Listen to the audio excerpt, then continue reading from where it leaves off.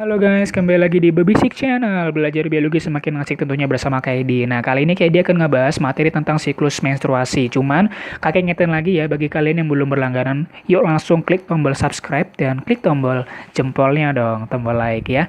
Nah, langsung aja kita jelasin tanpa bertele-tele ya. Menstruasi itu dia ada 4 tahap. Konsepnya ada pra, ovulasi, pasca ovulasi, sama menstruasi. Udah tahu ya jenis-jenisnya ya. Ovulasi adalah pelepasan sel telur dari folikelnya. Kalau belum tahu folikel ini, kamu pernah lihat gambar ini nggak? Takutnya belum ada yang tahu ya. Yang ini loh. Ini kan ovarium. Di dalam ovarium ada bulatan-bulatan kan. Satu bulatan ini namanya folikel. Di dalam folikel itu ada calon ovum ya, calon ovum. Jadi harus tahu dulu nama lainnya. Kadang-kadang kamu tuh nggak tahu folikel. Jadi apa beda folikel sama ovum gitu kan? Folikel itu yang waktu masih mudanya melindungi ovumnya, calon ovum. Di dalamnya folikel ada calon ovum. Kalau folikelnya udah matang, maka dalamnya otomatis matang. Kalau udah matang ya lepas gitu kan. Gitu ya, pahami dulu ya. Jadi itu praovulasi. Jadi sebelum lepasnya ovum atau calon ovum di dalam folikel. Ovulasi lepas, udah lepas dia. Pasca ovulasi ya setelah lepas, menstruasi ya peluruhan, berdarah itu ya. Langsung aja. Untuk penjelasannya nanti kamu bisa lihat di deskripsi ya. Di situ nanti kakak tulisin keterangan demi keterangan, tahapan demi tahapannya, kata-kata kuncinya. Jadi ini kamu pahami dulu gambarnya, karena kalau belajar ini harus tahu membaca gambarnya, nggak perlu baca-baca tulisan. Kadang-kadang kamu tuh fokus sama tulisan ya. Nah lihat, kita mulai dari sini ya. Nih, yang ini nih. Kalau di sini namanya fase folikular, fase luteal, sama menstruasi. Ini yang di sini adalah fase praovulasi atau sebelum ovulasi. Nah, praovulasi atau sebelum ovulasi terjadi pada hari ke-5 sampai ke-13 ya. Di mana di sini pada saat fase praovulasi ini terjadi kenaikan hormon FSH, follicle stimulating hormone, follicle stimulating hormone, hormon yang menstimulasi pematangan folikel. Jadi di sini ada pematangan folikel mulai dari folikel primer, sekunder sampai menjadi yang matang banget namanya folikel de Graaff gitu ya. Nah, itu namanya praovulasi. Kalau udah mateng, folikel de Graaff tadi kan nama lainnya folikel yang udah mateng. Di dalamnya itu terdapat oosit sekunder yang siap untuk dilepaskan. Makanya nama lain dari ovulasi adalah pelepasan oosit sekunder dari folikel de Graaff. Kok bisa lepas Kak? Ini isinya gara-gara ada menjelang ovulasi ada kenaikan hormon estrogen. Saat menjelang ovulasi, estrogen naik sehingga menyebabkan FSH-nya terhambat dan LH-nya naik. Jadi yang naik ini LH gitu. Jadi ini ngelihatnya gini nih, lurus lihat nih semua dari bawah sampai atas ya. Dan saat menjelang ovulasi, dinding rahim sudah mulai menebal ya. Cuma nggak tebal banget. Nah, setelah keluar siapa tadi nih? Oosit sekunder. Oosit sekundernya akan bergerak menuju tuba falopi untuk melakukan fertilisasi. Nunggu di sana dia. Ada sperma apa enggak ini gitu kan ya. Isinya udah keluar kan, tinggal folikelnya. Nah, folikelnya tadi itu akan berubah menjadi namanya folikel lubrum ya.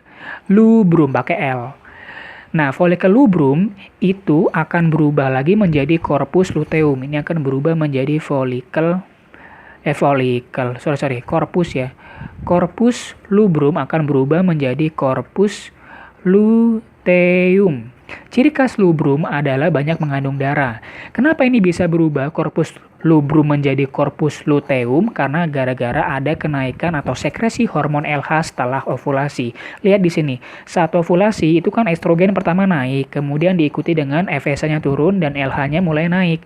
Gara-gara LH-nya naik, tadi corpus lubrum yang bekas folikel de Graaff tadi itu berubah menjadi corpus luteum gitu ya.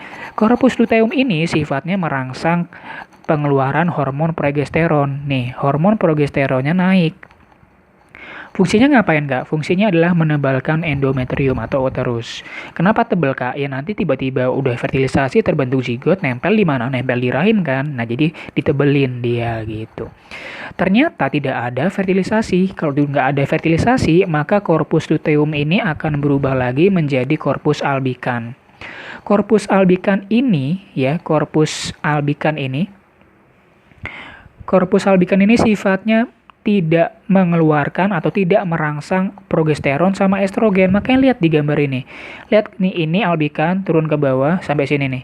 Ini kan nggak ada kenaikan, turun kan. Estrogen sama progesteron turun sehingga menyebabkan ya udah mens, peluruhan endometrium. Kenapa dia jadi albikan? Gara-gara nggak ada fertilisasi.